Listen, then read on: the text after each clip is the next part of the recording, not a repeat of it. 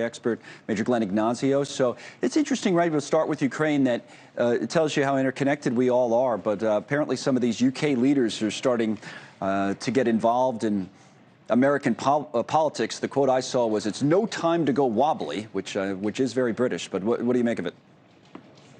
Yeah, I agree. And what seems to be happening as we get into these constraints from the monetary standpoint and from the weapons, this is forcing Europe, British, and others to actually pick up that load. And this is sort of the issue since the beginning of this to current day is not really a clear strategy or engagement process with Ukraine of how this is going to be concluded. So as we pull back in the U.S. without any of these types of passing bills, the UK and others are having to pick it up, and that is a great concern since we give a majority of the load to Ukraine. It's interesting. There's different types of politics in every country, of course. And let me put up that quote from the UK. Again, no time to go wobbly, why Britain is lobbying U.S. Republicans on Ukraine, and then read from it to set something up from another type of British politician. This says the UK, offered a wingman to the United States in defense, is pushing its ally now to stand firm against Vladimir Putin amid fears that Russia poses an existential threat to Europe. Then you have Boris Johnson, of course, was the former prime minister in the UK. He's more aligned with the Donald Trump side of the politics here in the United States. But, it's interesting to hear what he says. He says that Trump winning would be good, of course, but then there's a big if here, if he does the right thing on Ukraine. Let's listen to Boris Johnson.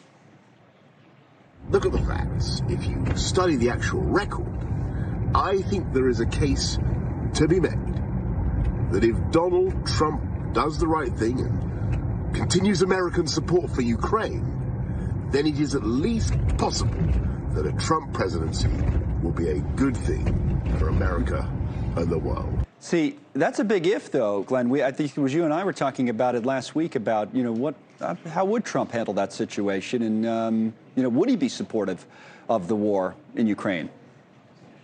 Well, I think it'd be one of the things that he's always pushed about the power and being forceful and being strong, and that's the way Putin responds.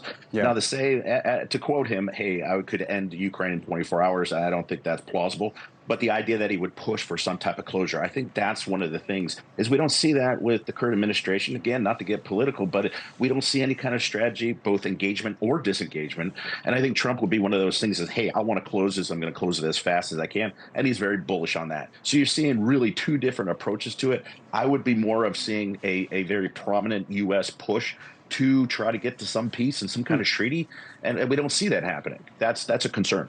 Let me shift gears for a moment, talk about Israel and talk about the possibility of these negotiations picking up between Israel and Hamas. We talked about Bill Burns, the U.S. CIA director, heading over there and apparently going to get involved. So I wonder where this goes, whether there would be some sort of a ceasefire, some sort of a pause. There's a spokesperson for the Israeli government. I want to play a clip of that saying, well, doesn't really look good in terms of a ceasefire. Let's listen. Israel will not give up on the destruction of Hamas, the return of all the hostages, and there will be no security threat from Gaza towards Israel. There will be no ceasefire. In the past, there were pauses for humanitarian purposes. That agreement was breached by Hamas. So what would you say are the odds then of them coming together on something? It's some sort of a hostage deal when you hear something like that. I always hope that there's going to be something, right? But let's look at the tenets of this. Okay, so first, it's that Hamas is going to leave Gaza. Hamas says they're not going to. Right. And then Israel would want all the hostages released. And then there'd be a 2-month suspension where Hamas wants a complete suspension to hostilities.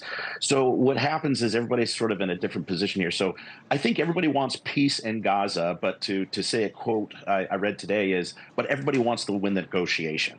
So there's no way for everybody to win that. So if they can get the hostages out, if they can get a ceasefire and reduce Hamas's influence in Gaza, maybe that's a step. But right now, nobody really is in a situation to accept the terms as they stand. Right. Thanks so much for watching. Just go to joinnn.com to find News Nation on your television provider. And don't forget to click the red subscribe button below to get more of News Nation's fact-driven, unbiased coverage.